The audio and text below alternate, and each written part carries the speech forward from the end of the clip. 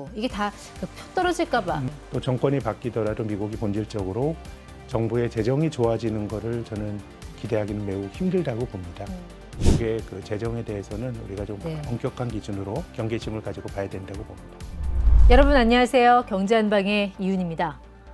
요즘 미국 경제를 한마디로 표현하자면 나홀로 호황이라고 해야 될 것 같습니다. 자, 그런데 이 장기간 호황의 그 이면에는 숨겨진 빚더미가 또 어마어마하다라는 얘기가 들려서 자세한 분석과 또 전망도 들어보겠습니다. 신영증권의 김학균 센터장 나오셨습니다. 센터장님 어서 오세요. 네, 안녕하십니까? 오늘 주제는 빚. 이 빚이라는 게 참 듣기만 해도 숨이 턱턱 막히는 주제인데 네. 센터장님도 대출 네, 있으시죠? 받아본 적 연체는 있습니다. 해보신 적 있으세요? 예, 연체 해본 적은 없습니다. 네.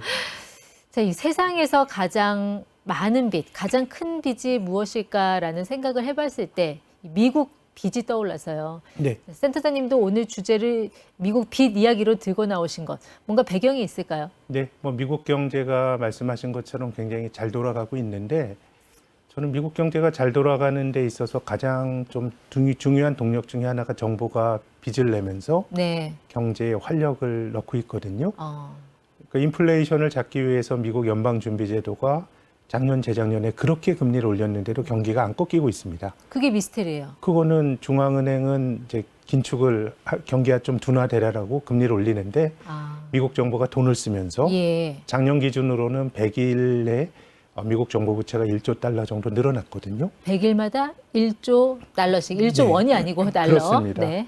그러니까 뭐 어떻게 보면 중앙은행의 긴축 효과를 정부가 빚내서 지출을 하면서 완전히 상쇄를 하다 보니까 네. 경기는 좋은데 인플레이션은 잘 안 잡히고 또 장기적으로 보면 미국이 기축통화국이고 강대국이긴 하지만 앞으로 얼마나 또 부채를 늘릴 수 있을까 네. 뭐 그런 좀 걱정이 되기도 합니다. 일본의 미국 정부가 갚는 이자가 그러니까 원금 말고 이자만 뭐 27억 원이다. 이런 네. 얘기도 있더라고요. 그렇습니다. 이제 뭐 너무 부채가 늘어나고 최근에 금리가 올라가다 보니까 뭔가 이제 과거에 봤던 것과는 이제 규모 자체가 네. 좀 이제 좀 잘 안 와닿는 이제 좀 이제 감을 잃어버린 것 같아요. 예. 그 미국을 보통 국방비만 1,000조 원 쓴다고 해서 천조국 이런 말도 하잖아요.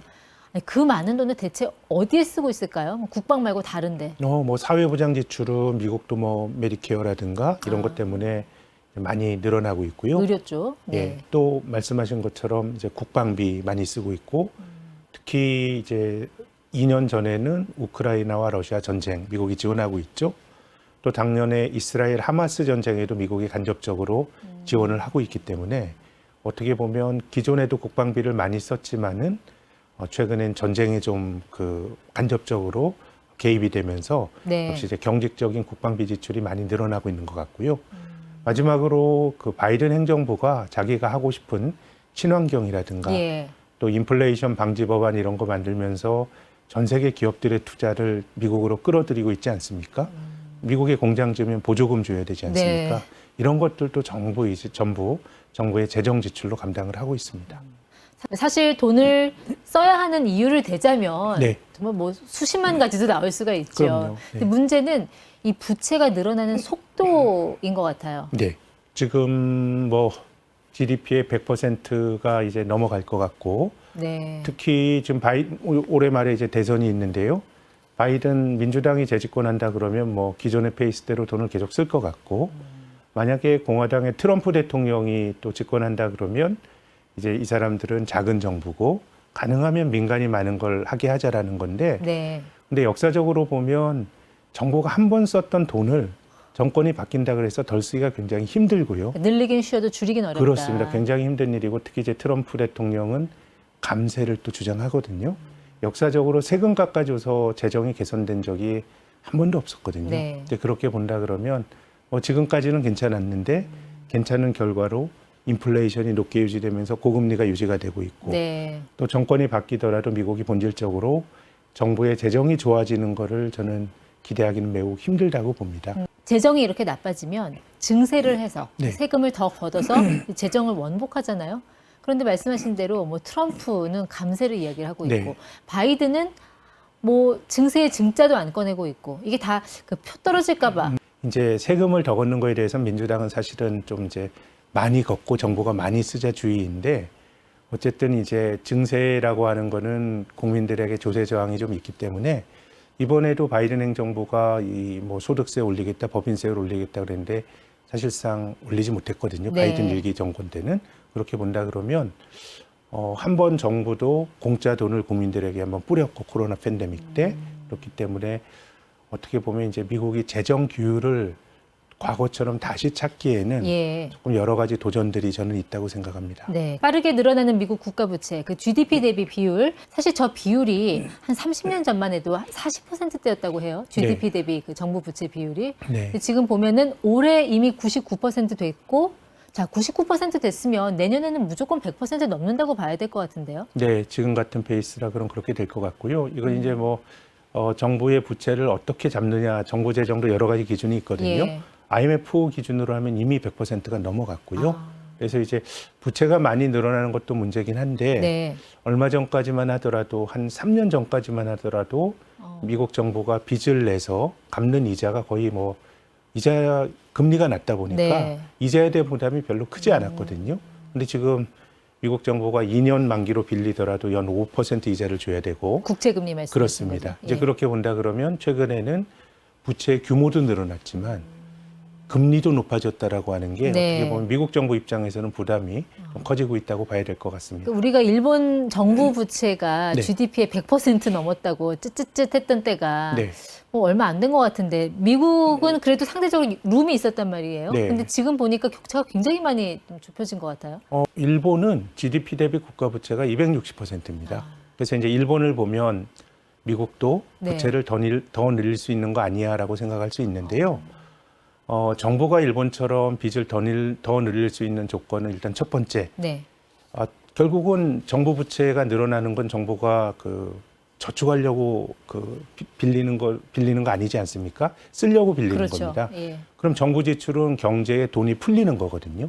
일본 정부가 GDP의 260%까지 부채를 늘릴 수 있던 첫 번째 이유는 일본은 인플레 압박이 존재하지 않는 사회였습니다. 디플레. 오히려 물가가 떨어지는 디플레이다 보니까 정부가 돈을 쓰는 게 어느 정도 용인이 됐던 것인데요. 네. 용인될 수 있었던 건데 지금은 어쨌든 미국의 물가가 연준이 그렇게 금리를 올리고도 3%대에서 이제 움직이고 있기 때문에 인플레이션 환경하에서는 정부가 돈을 쓰는 게 다시 또 인플레를 자극하게 되고요. 그러면 또 이자율이 또 올라가겠죠. 그럼 정부의 재정 부담이 더 크게 되고 예. 이런 악순환을 가져올 수도 있기 때문에 뭐 일본을 보게 되면 미국 정부의 부채가 더 늘어날 수 있는 여유가 있는 것 같지만 예. 한편으로는 일본은 그게 디플레 경제 하였기 때문에 네. 저는 가능했다고 생각합니다. 단순하게 생각해서 돈을 벌어도 이자를 못 갚으면 그 기업은 망하는 거잖아요. 네, 네, 네. 아무리 뭐 천조국인 미국이라고 하더라도 저 정도의 재정 적자라면 저게 과연 지속 가능할까? 언제까지 저게 작동 가능할까 하는 궁금증을 가질 수밖에 없습니다. 뭐 정부의 신용도는 뭐 민간 기업이나 가계와는 이제 다르기 때문에 뭐 이제 뭐 미국이 망할 거다 뭐 이렇게 말하긴 좀 그렇게 생각하긴 좀 어렵습니다만은 이제 문제는 금융시장에서 미국 정부가 저렇게 부채가 늘어나는데 과연 미국 정부에게 돈을 빌려주는 사람 입장에서는 굉장히 높은 이자를 요구할 가능성이 높거든요. 네. 그렇게 된다 그러면 제 생각에는 뭐 미국 정부가 불운을 낼 거냐 이런 거보다는 미국 정부의 신용도가 떨어지고 예. 또 미국이 돈을 빌리는데 이제 코스트가 높아지는 거죠. 그렇죠. 국제 이자율이 높아지고 네. 뭐 이런 것들이 제 생각에는 미국 경제나 아니면 또 미국이 기축통화국이기 때문에 미국의 금리가 높아지게 되면 미국 밖의 나라들도 다 영향을 받게 되거든요. 이건 어떻게 보면 이제 글로벌 금융 환경을 미국이 굉장히 긴축적으로 네. 만들 수도 있기 때문에 제 생각에는 금리를 매개로 해서 여러 가지 좀 상황들을 좀 악화시킬 여지가 있는 게 아닌가 생각합니다. 네. 특히 이제 금융시장에 미치는 영향력이 커질 수도 있다고 생각합니다. 충분히 시스템적인 재정 리스크가 있고 또 전 세계의 달러의 위상을 위협하는 그런 요인들이 곳곳에서 나오고 있는데 궁금한 거는 그런데 왜 달러는 요즘 이렇게 강세인지. 네. 뭐 미국 경제가 상대적으로 뭐 괜찮고요. 전 세계 투자를 다 미국이 이제 빨아들이고 있고 또 앞서 말씀드린 것처럼 아직까지는 이제 금융시장에서도 미국 정부의 늘어나는 부채에 대해서는 심각하게 생각을 하지 않는 것 같은데요. 네. 제 생각에는 내년도 미국 대선이 뭔가 좀 변곡점이 되지 않을까 이런 생각이 들고 어쨌든 미국이 사람들이 미국 돈을 가지려고 하려 그러면 네. 달러 가치가 어느 정도는 유지가 돼야 되거든요. 이제 달러가 약해진다 그러면 사람들이 달러를 가지려고 하지 않겠죠. 그렇죠. 근데 이제 이미 그 미국과 중국과의 관계가 나빠지면서 이제 중국 사람들은 달러를 보유하고 있는 것에 대한 좀 두려움이나 걱정을 하는 것 같습니다. 네. 이제 중국이 중국의 그 사람들이 열심히 일해서 수출해서 무역수지 경상수역제를 벌어들이게 되면 그 돈이 중국의 인민은행의 북경에 근거안에 있는 게 아니고요. 대체로 미국의 자본시장에 재투자가 되죠. 예. 그래서 국채로 이자를 받게 되는데 러시아가 우크라이나와 전쟁을 치르고 나서 그렇게 보유하고 있는 외환 보유고가 사실상 이제 미국에 의해서 통제가 되게 네. 되는 그렇기 때문에 이제 중국도 달러 보유 비중을 줄이고 이런 일들이 발생을 하고 있거든요. 그래서 지금까지는 어쨌든 뭐 미국 정부가 이렇게 국채를 발행하더라도 시장에서 소화가 됐는데 네. 미국 정부의 신용에 대해서 시장이 의심을 하게 된다 그러면 제 생각에는 조금 뭐 금리가 네. 많이 오를 수도 있고 뭐 이런 것들이 생각할 수 있는 이제 금융적인 부작용이라고 저는 봅니다. 네, 그러니까 증시를 말씀하셔서 여쭤보는데 이제 길게 보면 결국에는 미국의 어떤 그런 재정 스탠스가 어떻게 변화하는지에 네. 따라서 증시의 어떤 장기 패러다임이 열릴 수 있다라고 보거든요. 과거가 네. 꼭 이제 미래로 반복이 되는 건 아닙니다만은 지난 10년을 생각해 보면 미국이 경제도 좋았고요, 주식시장도 굉장히 좋았습니다. 근데 2차 세계대전 이후로 미국이 굉장히 좋았던 시기가 최근 10년을 포함해서 한 3번 정도가 있는데요. 첫 번째가 1950, 60년대입니다. 2차 세계대전 이후로 뭐 미국이 이 소련과 대치하고 있었습니다마는 자본주의 블록에서는 가장 잘 나가는 나라였죠. 근데 이제 그때 미국이 그 쇠하기 시작했던 것도 결국 이제 재정 적자 때문인데요. 네. 케네디 사후의 대통령에 오른 이제 존슨 대통령은 위대한 사회 만든다, 그레이트 소사이어티라고 하는 게 정권의 모토였고요. 정부가 돈을 막습니다. 그렇기 때문에 재정 적자가 늘어나고 그때 또 미국이 잘 나가다 보니까 대외적으로 굉장히 과잉팽창을 하면서 대외 정책이 강경해집니다. 그게 바로 이제 베트남전이었죠. 예. 한번 전쟁의 수렁에 빠지게 되면 지출을 줄이기 어렵거든요. 그래서 1차 세계대전 이후 1950, 60년대 미국 경제의 장기 호황이 끝날 때도 전쟁이 있었고 재정 수지에 악화가 있었습니다. 네. 두 번째 미국 경제가 잘 나갔던 게 1990년대인데요. 동서냉전이 종식이 되고 이제 이념 전쟁은 끝났습니다. 미국이 압도적인 글로벌 원탑이었고 또 IT 혁명을 주도하면서 미국 경제는 너무너무 잘 나갔습니다. 네. 근데 2000년대 초에 부시 대통령 들어와서 미국이 공격을 받았죠. 9.11 테러 이후에 이라크에 대한 공격. 사실은 이라크에 대한 공격도 대량 살상 무기가 있다라고 해서 공격을 했는데 발견되지 않았죠. 그 나라가 너무 잘 나가다 보면 대외적으로 과잉 팽창하는 경향들이 있는 것 같고요. 그 과정에서 국방비 지출이, 경제적인 국방비 지출이 재정을 나쁘게 만들고 네. 그 당시 또 부시 대통령이 대규모 감세를 하면서 재정이 나빠졌습니다. 그래서 이번이 어떻게 보면 2차 세계대전 이후로 미국 경제나 미국 금융시장이 맞이하고 있는 세 번째 황금기인데요. 앞선 첫 번째와 두 번째 황금기는 네. 전쟁, 재정 수지 악화 이런 것들이 있었기 때문에 예. 저는 뭐 미국의 재정 수지에 대해서는 조금 긴장감을 가지고 앞으로 추이를 봐야 된다는 생각입니다. 미국은 이렇게 정부 재정 적자가 눈덩이처럼 불어나도 네. 뭐 경기 뜨겁고 증시 네. 잘 나가고 뭐 각국의 기업들이 다 미국으로 오고 네. 뭐 누이 좋고 매부 좋은 상황이 계속되니까 네. 빚을 갚을 의지가 있을까? 근데 이러다가 탈이 하는 생각도 납니다. 들어요. 네. 왜냐하면 지금 이제 미국이 인플레이션이 문제인데 앞서 말씀드린 것처럼 미국 연준이 금리를 제로 금리에서 5% 중반까지 올렸음에도 불구하고 인플레가 안 잡히는 거는 반대편에서 바이든 정부가 재정 지출을 너무 많이 늘렸기 때문이거든요. 네. 근데 이렇게 인플레이션이 안 잡혀서 높은 이자율이 유지가 된다 그러면 미국 경제에도 취약한 누군가가 예. 부채를 지고 있는 누군가가 빚을 못 갚게 되면 그게 어떻게 보면 이제 금융위기나 시스템적인 리스크의 출발점이 되거든요. 네. 지금 뭐 최근에 뭐 미국의 상업용 부동산, 미국의 지방은행 이런 쪽은 미국 경제가 전체적으로 좋은 데서도 뭔가 이제 고금리의 압박을 받고 있는 거거든요.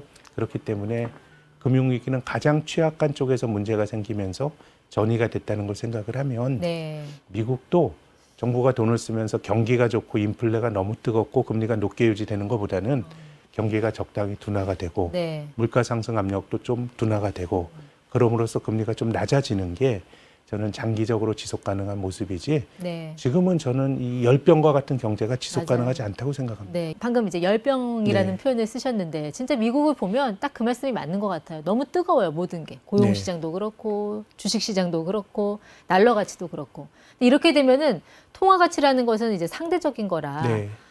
다른 나라들이 상대적인 거지가 될 수 있다라는 거죠. 네. 교역을 하는 나라들, 네. 그 나라 사람들의 삶은 팍팍해질 수 있다라는 거. 네. 어떻게 보면 이제 우리나라 원화 가지고 5만 원짜리 가지고 뭐 동남아나 외국 가서 주면 안 받잖아요. 네, 달러라는 건 기축통화국이고 우리가 살아가는데 달러가 필요한 겁니다. 근데 달러 가치가 높아진다라고 하는 거는 실은 달러를 만들어낼 수는 없는 미국 이외의 나라들은 살아가는데 이제 코스트가 되게 높아진다는 이야기거든요. 예. 그렇기 때문에 역사적으로 보면 달러가 강해질 때 여러 곳에서 탈이 났습니다. 예, 80년대 초에 미국이 금리 많이 올리고 달러가 강해질 때 라틴 아메리카 국가들이 국가부를 냈고요. 또 90년대 중반에 또 미국 금리가 높고 달러가 강할 때는 뭐 한국, 뭐 인도네시아, 홍콩, 러시아까지 네. 신흥국들이 외환위기를 겪었거든요. 그래서 뭐 이번에는 저는 한국이 그 파고에 휩쓸릴 가능성은 매우 낮다고 봅니다만은 네. 달러 가치가 높다라고 하는 거는 아무튼 달러가 필요한 다른 나라 사람들에게는 살아가는데 비용이 많이 든다는 의미와 네. 다르지 않습니다. 그 달러를 지금 미국 정부는 막 발행을 열심히 하고 있다라는 건데 지출을 위해서 미국이 원래 이런 식으로 신흥국들한테 그 유동성 쫙 공급했다가 어느 순간 또 그거 확 흡수해서 네. 약한 고리 다 죽이고 네. 1등과의 격차를 더 벌리려는 네. 이거 너무 약간 음모론적인 시각이긴 하지만 네. 지금의 상황이 이런 전조는 아닐까요? 기축통화국이 가진 큰 장점이고요. 근데 어쨌든 지금은 전 중요한 건 아무튼 미국이 달러가 강해지고 뭐 이런 상황 속에서 금리를 연준이 많이 올리고 이제는 금리 인하가 논의가 되는 상황에서도 물가가 3%를 기록하고 꺾이지 않는다라고 네. 하는 거는 저는 이거는 지속 가능한 모습은 절대로 아니라고 생각합니다. 그런데도 불구하고 미국 국채는 어떻게 내놓기만 하면 완판이라 네. 그것도 참 신기해요. 미국에 대한 너무 과도한 신뢰를 갖고 있는 거 아닌가. 근데 지금은 예전에는 이제 각국의 중앙은행들이 예컨대 중국이 무역수지 흑자로 벌어들인 그 달러를 가지고 미국의 국채를 샀습니다. 이자 네. 받으려고요. 근데 지금은 뭐 중국이라든가 러시아라든가 이런 나라들은 국채를 안 사고 있고 미국의 금융기관들이 국채를 많이 사고 있습니다. 헤지펀드들이. 근데 중앙은행은 기본적으로 국채를 사고 파는 트레이딩하는 기관이 아니고 오랫동안 들고 가는 기관이고요. 헤지펀드는 샀다 팔았다 투자의 그 시계가 짧은 투자 기관이기 때문에 예. 저는 과거보다는 미국 그 채권 시장의 수급도 안정적이지 못하다고 생각합니다. 지금 사람들이 큰 위기가 없다고 생각하니까 그쪽으로 쏠림이 나타나는 건데 금융시장은 야성이 있거든요. 뭔가 저 사람이 저 경제 주체가 취약하다라고 생각하면 반대편의 움직임도 나타날 수 있기 때문에 미국의 그 재정에 대해서는 우리가 좀 네. 엄격한 기준으로 경계심을 가지고 봐야 된다고 봅니다.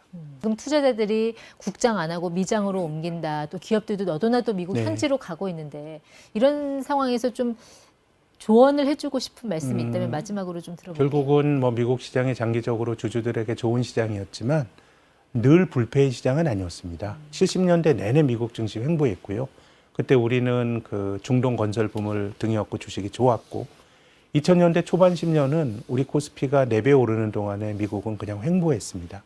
이게 장기 호황이 끝나고 나서는 미국 시장도 횡보를 한 10여 년 정도 횡보를 했던 역사들도 나오기 때문에 지금은 저는 미국 시장에 대해서는 많이 올랐다는 사실만으로도 조금 엄격한 기준을 가지고 꼼꼼히 따져보면서 네. 투자를 해야 되고 투자에 있어서는 걱정이 없어 보일 때가 지나고 나면 가장 위험한 시기였다는 말씀을 꼭 드리고 싶습니다. 네. 사실 기축통화국 미국을 걱정하는 거는 뭐 연예인 걱정이다, 쓸데없는 걱정이다라고 하지만 오늘 또 센터장님 말씀 들어보니까 우리가 너무 미국에 대해서 과도한 신뢰를 갖고 있는 건 아닌지 미국과 관련한 리스크는 안 볼래, 안 보여 하면서 넘어가려고 했던 건 아닌지 다시 한번 좀 스스로 경계심을 갖게 되는 그런 시간이 아니었나 싶습니다. 네, 지금까지 김학균 센터장 함께했습니다. 고맙습니다. 감사합니다.